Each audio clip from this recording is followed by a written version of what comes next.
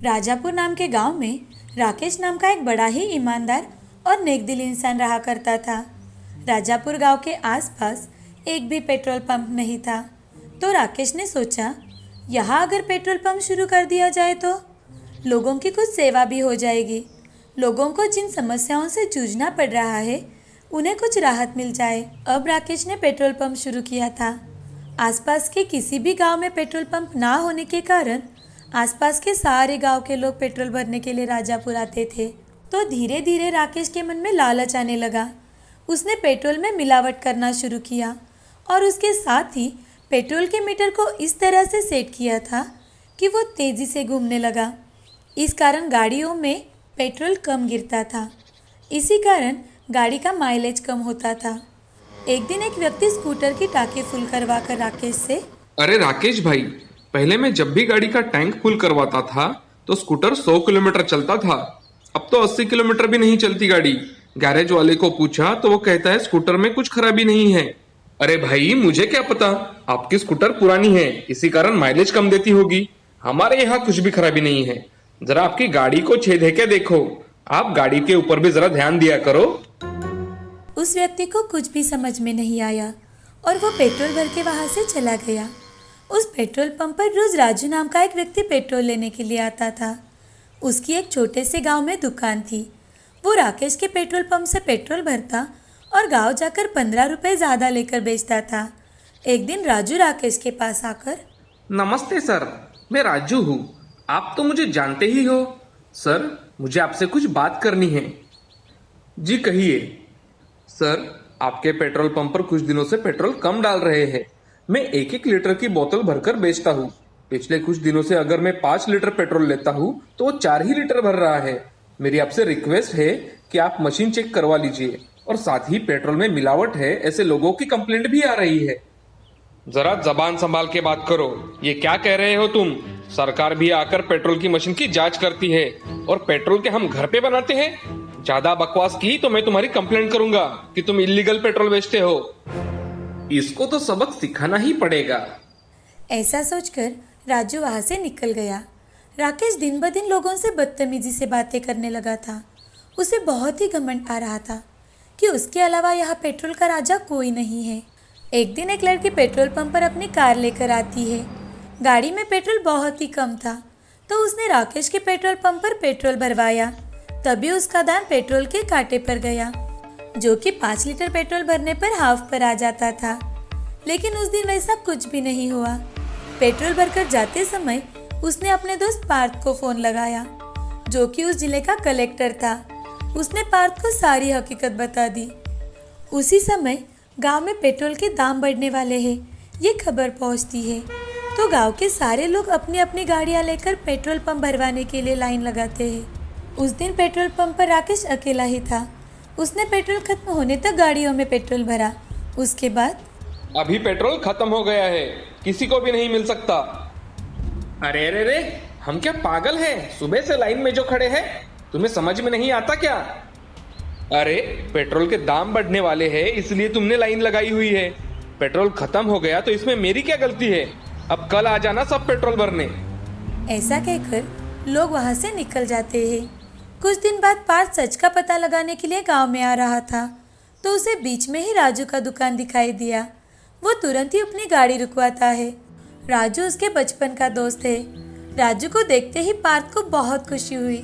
इतनी बड़ी लाल लाइट वाली गाड़ी अपने दुकान के सामने रुकी है, ये देखकर राजू भागकर गाड़ी के पास जाता है।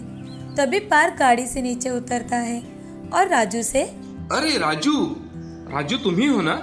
मुझे पहचाना तुमने? राजू सोचने लगा, लेकिन उसे कुछ ख्याल में नहीं आ रहा था।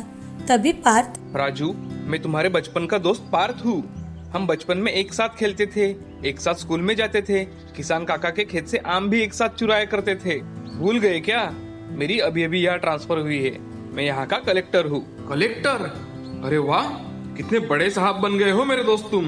तुम्हें यहाँ देखकर खुशी हो रही है, पर यहाँ कैसे आना हुआ तुम्हारा? पार्थ ने सारी बातें राजू को बताई। अरे राजू, मैं यहाँ एक पेट्रोल पंप की जांच करने के लिए आया हूँ। तभी राजू ने भी अपने साथ घटी सारी घटनाएं पार्थ को बताना शुरू किया। अरे क्या कहूँ पार्थ, पहले तो सब अच्छा चल रहा था, राकेश भी बड़ा अच्छा आदमी था, लेकिन अब उसे इतना घमंड चढ़ चुका है कि उसके जैसे लोगों को कुछ भी बोलो तो उल्टा ही हमें 10 बातें सुना देता है। लेकिन अब तुम आए हो तो उसको अच्छा सबक सिखाएंगे। हाँ जरूर, मैंने सुना है कि वो पेट्रोल में भी कुछ मिलावट करता है। हाँ, रामपुर से लेकर यहाँ तक सभी में यही चर्चा है। पार्थ यहाँ वहाँ देखता है। तभी उसकी नजर एक गाड़ी पर गई और उसने उस तरफ इशारा कर राजू से, राजू, क्या मुझे इस गाड़ी में से थोड़ा पेट्रोल मिल पाएगा? हाँ, अभी लाता हूँ मेरे दोस्त। पार्थ वो पेट्रोल टेस्ट कराने के लिए भेज देता है और दूसरे दिन खुद की गाड़ी लेकर राकेश के पेट्रोल पंप पर पहुंच जाता है ताकि राकेश को कोई शक ना हो। पार्थ एक कैन को लेकर राकेश के पास जाता है।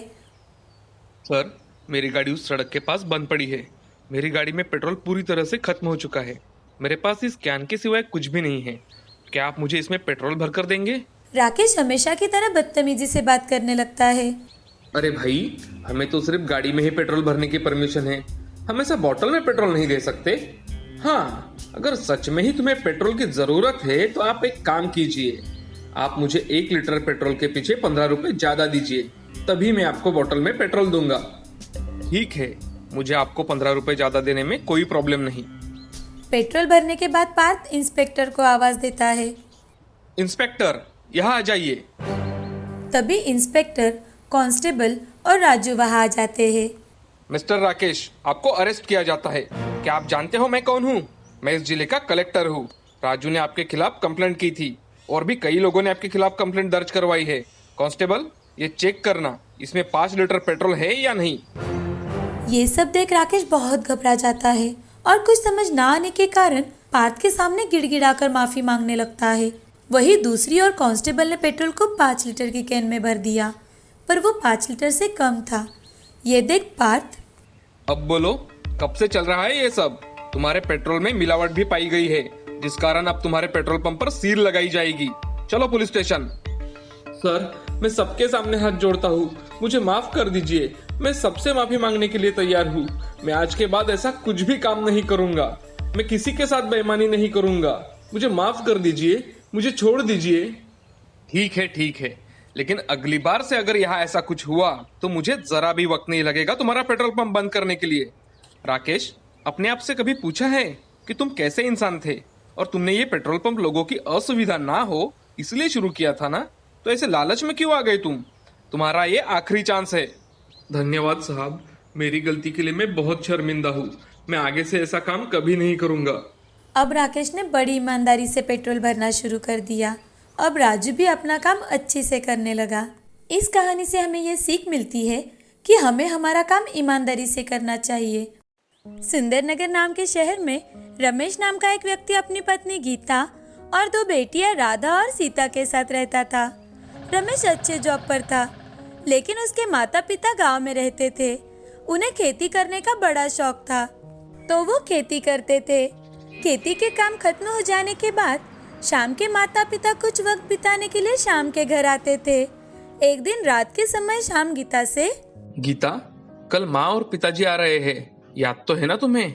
उनका अच्छे से ख्याल रखना और हाँ, सुबह मुझे जल्दी ही उठाना ताकि माँ पिताजी को लेने के लिए मुझे देर ना हो जाए। जी, मैं उनका अच्छे से ख्याल रखूंगी। उन्हें किसी चीज की कोई कमी नहीं होगी। आखिर हमारे लिए ही तो खेती करते हैं ना। और हाँ, आपके कहने से पहले ही मैंने मोबाइल में अलार्म लगा रखा है। अरे वाह, तू तो बड़ी होशियार हो गई है आजकल। ऐसा कहते ही गीता हंसकर बिस्तर पर लेट जाती है और अपना मोबाइल देखने लगती है। रमेश भी अपने मोबाइल पर कुछ करने लगता है। राधा और सीता दादा दादी आने की खबर सुनकर बहुत खुश है। दूसरे दिन सुबह रमेश अपने माता पिता को लेने के लिए निकल जाता है और उन्हें लेकर घर आता है। घर आकर तैयारी कर फिर ऑफिस में चला जाता है। आपको आते समय कुछ तकलीफ तो नहीं हुई? आप थोड़ा आराम कर लीजिए। तब तक राधा और सीता भी उठकर तैयार हो जाएंगी। शाम के वक्त रमेश ऑफिस से घर आ जाने के बाद सब लोग मिलकर खाना खाते हैं और खाना खाते खाते कुछ बातें करते हैं। खाना हो जाने के बाद शाम अपने फोन में व्यस्त हो जाता है और गीता भी घर के काम होते ही अपने फोन में व्यस्त हो जाती है। राधा और सीता दादा दादी के साथ दिन भर खेलती है, तो वो पढ़ाई करने के लिए बैठ जाती है। दादी, आप मेरी पढ़ाई लीजिए ना, मुझे अच्छा लगेगा। हमारी पढ़ाई कोई नहीं लेता। पापा को तो ऑफिस से आने के बाद फोन से वक्त ही नहीं मिलता और माँ वो भी काम होते ही मोबाइल लेकर बैठ जाती है। अब दादी राधा की और दादाजी सीता की पढ़ाई लेते हैं। अब हर रोज वो दोनों बच्चियों की पढ़ाई लेते हैं। वो देखते हैं कि लड़कियों का होमवर्क हर रोज इनकम्प्लीट है। अब दादाजी गीता और रमेश क्या क्या करते हैं उन पर भी ध्यान देने लगे। अब उन्हें सारी बातें समझ में आ जाती है। फोन की वजह से रमेश अपने बेटियों को वक्त नहीं दे रहा और तो और गीता भी अपने काम खत्म कर मोबाइल लेकर बैठ जाती है। बच्चियां भी स्कूल से आते ही मोबाइल लेकर खाना खाती है। ये देख दादाजी को बहुत गुस्सा आता है। वो दादी जी से, अरे भाग्यवान, देखा तुमने, घर के सारे लोग कितने बदल गए हैं मोबाइल के कारण। अब हमें ही कुछ करना होगा। ये तो एक दूसरे को वक्त भी नहीं दे पाते मोबाइल के कारण। जी आप बिल्कुल सही कह रहे हो। रमेश का छुट्टी का दिन था। सीता खेलते खेलते रमेश से, पापा आपको पता है मेरे स्कूल में शारदा नाम की एक लड़की है जो सब लड़कियों को बहुत परेशान करती रहती है। सीता अपने पापा को शारदा की कुछ बातें बता रही थी, लेकिन रमेश का सीता की बातों पर बिल्कुल ध्यान नहीं था। सीता को ये देख बुरा लगता है। तभी सीता मन ही मन, मैं ये बात माँ को बताती हूँ। ये बात बताने के लिए सीता अपने मम्मी के पास जाती है और अपनी माँ से, मम्मी मैं पापा को शारदा के बारे में बातें बता रही थी, पापा ने कुछ भी नहीं सुना। सीता रोने लगती है। उसका रोना सुन गीता, सीता उसमें रोने की क्या बात है, पापा कुछ कर रहे होंगे। हाँ बिल्कुल सही कह रहे हो माँ। आप और पापा बिल्कुल सेम हो। आप दोनों को सिर्फ मोबाइल चाहिए, मोबाइल। हम दोनों की आपको कोई जरूरत नहीं। और रोते हुए वहाँ से अपने कमरे में चली जाती है। तभी दादाजी और दादी सीता को रोते देख वहाँ आ जाते हैं। रमेश वही बैठा होता है। फिर भी दादाजी रमेश को जोर से आवाज लगाते हैं, रमेश यहाँ आओ। रमेश पिताजी की गुस्से भरी आवाज सुन उनके सामने भागते हुए आ जाता है। गीता भी पिताजी की आवाज सुन अपने हाथ का मोबाइल नीचे रख देती है और जल्दी जल्दी रमेश के पास आकर उसके साथ खड़ी हो जाती है। तभी रमेश, क्या हुआ पिताजी, आप इतने नाराज और गुस्सा क्यों हैं? हमसे कोई भूल हुई है क्या? क्या भूल हुई है ये पूछ रहे हो? हम आए दिन से देख रहे हैं घर में किसका कितना ध्यान है। मेरी फूल जैसी पोतियां, इन पर भी किसी का ध्यान नहीं है। रमेश गीता की ओर गुस्से से देखता है। उसी वक्त दादाजी, गीता बहू की ओर गुस्से से मत देखो। गलती सिर्फ उसकी नहीं है, तुम्हारी भी उतनी ही गलती है जितनी बहू की है। ऑफिस से घर आने पर कभी बच्चियों से प्यार से बात की है तुमने? कभी उनकी पढ़ाई ली है?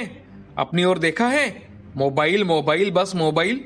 इसके अलावा भी कोई आप लोगों की दुनिया है या नहीं? लेकिन पिताजी, बस एक शब्द भी मत निकालो मुंह से। रमेश और गीता चुप हो जाते हैं। दादाजी फिर से, अरे बहू, तुम तो घर पर होती हो ना, कभी देखा है बच्चियों को क्या होमवर्क मिला है, उन्होंने किया है या नहीं? काम पर होते हुए कभी पूछा है, माँ पिताजी आपको किस चीज की जरूरत है या नहीं? किसी रिश्तेदार से बात की है तुमने इतने दिनों में? अरे बाकियों का छोड़ो, अपनी बेटी क्या बात कर रही है ये भी सुनने के लिए तुम दोनों को वक्त नहीं है। एक दूसरे में कितनी दूरियां आ चुकी है ये समझ नहीं आ रहा तुम्हें? अपने पिताजी की बातें सुनकर दोनों को बहुत बुरा लगता है। उस रात वो दोनों अपने पिताजी की बात पर सोच विचार करते हैं और दूसरे दिन सुबह उठते ही अपने पिताजी के कमरे में चले जाते हैं। पिताजी, हम दोनों को माफ कर दीजिए। कल रात भर हम दोनों सो नहीं पाए। आपने हमें इस बात की समझ दिला दी है कि मोबाइल का इस्तेमाल करो, लेकिन इतना नहीं कि हर कोई हमसे दूर हो जाने लगे। उस दिन से गीता और रमेश शाम के वक्त अपनी दोनों बेटियों के साथ वक्त बिताने लगे और छुट्टी के दिन वो उनकी पढ़ाई लेते थे, अपने दोस्तों से मिलते थे। बच्चियां सो जाने के बाद वो अपने मोबाइल पर कुछ न कुछ करते। अब सब खुशी खुशी रहने लगे। इस कहानी से हमें ये सीख मिलती है कि जिंदगी में किसी भी चीज का इस्तेमाल अगर बहुत ज्यादा हो तो उसका असर हमारी जिंदगी पर पड़ता है, साथ ही हमारी खुशियों पर भी पड़ता है। रघु के पाव भाजी की एक गाड़ी थी। वो बाजार के बीचों बीच होने के कारण सभी लोग उसके पाव भाजी के ठेले पर पाव भाजी खाने के लिए आया करते थे। तभी आनंद रघु से, अरे रघु भाई, मेरे लिए बढ़िया एक चीज पाव भाजी बना दो। हाँ भाई, अभी बना देता हूँ। रघु आनंद को गर्मा गर्म चीज पाव भाजी बना कर देता है और आनंद रघु से, अरे रघु भाई, तुम्हारे हाथों में तो जादू है, जादू। मैंने ऐसी स्वादिष्ट पाव भाजी आज तक नहीं खाई। रघु के ग्राहकों को रघु के हाथ की पाव भाजी बहुत पसंद थी। उसकी पाव भाजी का स्वाद दूसरे दुकानों या फिर ठेलों पर ना मिलने की वजह से रघु के ठेले पर हमेशा भीड़ लगी रहती थी। रघु पाव भाजी बनाने की सामग्री के लिए सुबह जल्दी उठकर सब्जी मंडी जाया करता था और ताज़ी सब्जियां लाता था और घर जाते समय रघु मक्खन खरीदता था। इन्हीं सारी अच्छी चीज़ों से रघु का धंधा अच्छा चल रहा था और उसके खाने में स्वाद भी बहुत आया करता था। रघु अपनी पाव भाजी की प्लेट 25 रुपए से बेचता था और उसके ग्राहक भी बड़े चाव से रघु की पाव भाजी खाया करते थे। रघु का एक दोस्त था गिरिधर। गिरिधर बहुत ही लालची किस्म का आदमी था। वो घर घर जाकर अपने ठेले पर फल बेचा करता था। अगर बहुत से फल बेचने के बाकी रह गए तो रघु के ठेले के पास अपने फलों का ठेला लगवा देता था। रघु और गिरिधर एक दूसरे के सामने आते तो हमेशा ही बातें किया करते थे। तभी एक दिन गिरिधर बातें करते करते रघु से, अरे रघु भैया, आपकी पाव भाजी तो बड़ी ही स्वादिष्ट होती है। उसका स्वाद तो जैसे मुंह में ही रह जाता है। अरे गिरिधर, ये सब ऊपर वाले की कृपा है। तुम्हारे फल भी अच्छी तरह से बेचे जा रहे हैं ना? अरे हाँ रघु भाई, मेरे फल भी बहुत अच्छी तरह से बेचे जाते हैं। मैं तो रात के समय ही बाजार में जाकर फल खरीद कर लाता हूँ और दिन भर वही बेचता हूँ। रात के समय बाजार जाने पर मुझे बहुत सस्ते में फल मिल जाते हैं। क्यों ना तुम भी चलो मेरे साथ, हम बाजार में जाते हैं और फल और सब्जियां खरीद कर लाते हैं। रघु थोड़ा मन में सोचकर गिरिधर से, ठीक है, चलो तो मैं आज तुम्हारे साथ चलता हूँ। रात के समय रघु और गिरिधर अपना ठेला बंद करके बाजार चले जाते हैं। वहां जाकर देखा तो बाजार में बहुत भीड़ थी और सब्जियां बहुत कम दामों में बेची जा रही थी। ये देख रघु गिरिधर से, अरे गिरिधर, यहाँ तो सब्जियां कितनी सस्ती मिल रही है। मैं यही सब्जियां सुबह महंगे दामों में खरीदता हूँ। अरे रघु भाई, इसीलिए तो मैंने तुम्हें यहाँ लाया है। देखो, अब मुनाफा ही मुनाफा। रघु ने उसको प्रतिदिन लगने वाली सब्जियां आधे दामों में खरीद ली और गिरिधर ने भी कल बेचने के लिए कुछ फल खरीद लिए।